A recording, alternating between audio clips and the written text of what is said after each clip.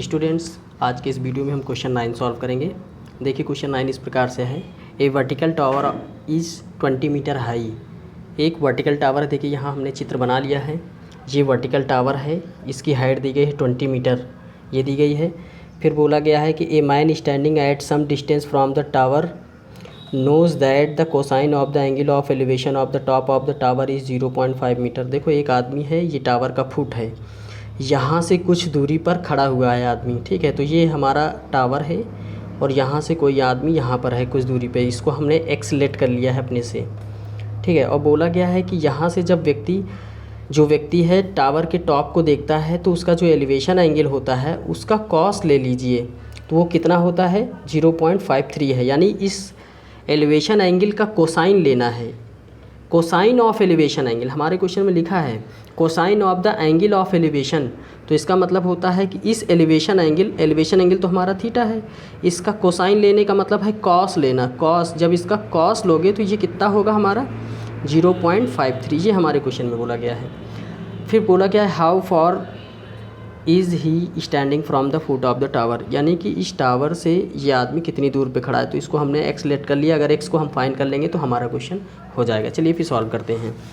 देखिए हमने लेट कर लिया, let elevation angle is equal to theta, हमने थीटा लेट कर लिया। Distance of man from the foot of the tower is equal to x, ये हमने लिख लिया कि ये डिस्टेंस कितनी है, एक्स है। और जो हमारे क्वेश्चन में बोला गया था, तो इस एलिवेशन एंगल का कोसाइन हमने लिया, जैसे कि यहाँ हमने आपको समझाया था, तो ये हमारा 0.53 हो गया।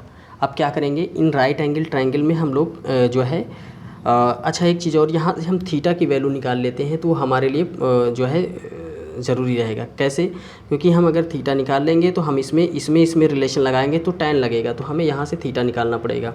और मैं आपको बता दूँ ये cos 0.53 ये जो है वैल्यू, ये cos 58 की होती है। तो लिखते हैं cos theta is equal to ये cos के 58 डिग्री की वैल्यू होती है, ठीक है।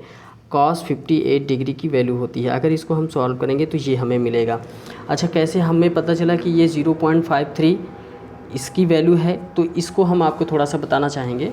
ये हमारे टेबल में दिया गया है, पीछे हम चलते हैं यहाँ पर, यहाँ बिल्कुल पीछे साइड में चलेंगे। हमारा जो टेबल है, वैसे हमने इस पर लेक्चर बनाया हुआ है ट्रिग्नोमेट्रिकल टेबल, तो उस पर आप जाके देख सकते हैं। तो यहाँ हम देखिए, ये देखिए नेचुरल कोसाइन का टेबल आ गया, नेचुरल कोसाइन का आ गया। तो हमें क्या फाइंड करना है, देखो यहाँ एक बार मैं बता ही देता हूँ। 0.53 है तो हमें 53 पे जाना है, 0.53 हमें जाना है। तो हम लोग देखते हैं 0.53 कहाँ पर है। 53 पे जाएंगे तो हमें मिल जाएगा, देखिए कहाँ 53, यहाँ कहीं नहीं मिल रहा है। अब हमें यहाँ इस टेबल में कहीं नहीं दिख रहा है मुझे, तो हम पेज पलट देते हैं, यहाँ पलट देते हैं पेज। फिर यहाँ पर जाएंगे तो यहाँ देखो, यहाँ 0776 आ गया यहाँ पर। तो यहाँ देखो 5 से 58 आ गया, और हमारे में कितने दिया गया है 53, 0.53। तो हम लोग 53 देखते हैं, 57, 55, 54, 52 नियर अबाउट हमारे पास 52, तो इसी में कहीं मिलना चाहिए। देखो हमारे पास 53 तो मिल नहीं रहा, लेकिन हमें क्या मिल गया 52 मिल गया। अब हमारा, क्योंकि यहाँ पर एक चीज़ समझने वाली बात है, क्योंकि यहाँ पर 0.53 है और हमें मिल गया 0.52 कहाँ गया जी, हाँ 0.52 हमने ये देखा, 0.52 मिल गया। 5299 अगर आप अपनी बुक में देखेंगे तो आपको मिलेगा, फ़िलहाल दिख रहा होगा ये हमें मिला कितने का 58 डिग्री का, 0.5299। अगर हम एक बार यहाँ बता देते हैं, जो वैल्यू है 0.5299 ये कितने की है, cos 58 की है, 58 डिग्री की वैल्यू है। अगर इसको हम थोड़ा सा राउंड ऑफ करेंगे तो ये हमें यही देगा 5। देखिए 2 के बाद जो वैल्यू है 5, ये 9 है जो कि 5 से ग्रेटर है। अगर राउंड ऑफ करेंगे तो इसमें 1 ऐड कर लेंगे तो ये 3 आ जाएगा। तो हमारे पास cos 58 डिग्री, बाकी हम छोड़ देते हैं, आप जानते हैं राउंड ऑफ ऐसे करते हैं। अगर राउंड ऑफ में प्रॉब्लम है तो आप बिल्कुल बताइए, उस पर भी एक वीडियो हम बना देंगे राउंड ऑफ पे। तो ये हमें cos 58 की डिग्री 0.53 जिसका हमने यूज किया कि 0.53 के प्लेस पे हम लोग cos 58 लिख सकते हैं, इसको हमने लिखा। आई होप ये आपको समझ में आया होगा। अब हम चलते हैं, आगे बढ़ते हैं। देखिए यहाँ से हम क्या करेंगे, इसको कैंसिल कर देंगे, cos को cos से कैंसिल कर देंगे यहाँ से, तो हमें थीटा की वैल्यू मिल जाएगी 58 डिग्री मिल जाएगी, ठीक है। अब आके हम बढ़ते हैं। देखिए हमने इसका चित्र यहाँ बनाया हुआ है, ये आपका चित्र मिल गया, ये चित्र है। अब इसमें हम लोग थीटा हमें मिल गया और हमें एक्स फाइंड करना है। तो ये परपेंडिकुलर होता है, ये हमारा बेस होता है। परपेंडिकुलर और बेस को कौन कनेक्ट करता है, कौन सा रेशियो, तो वो हमें कनेक्ट करता है tan। तो हम लोग लिखेंगे tan थीटा। तो इन राइट एंगल ट्रायंगल लिख लेते हैं, इन राइट एंगल ट्रायंगल, ये लिखना ज़रूरी है। ट्रायंगल कौन सा ट्रायंगल है, ABC है, तो ABC लिख लेते हैं। हमें tan थीटा लगाना है, tan theta is equal to perpendicular upon base यानी 20/x हो जाएगा। अब इसको हम क्या करेंगे, सॉल्व कर लेंगे।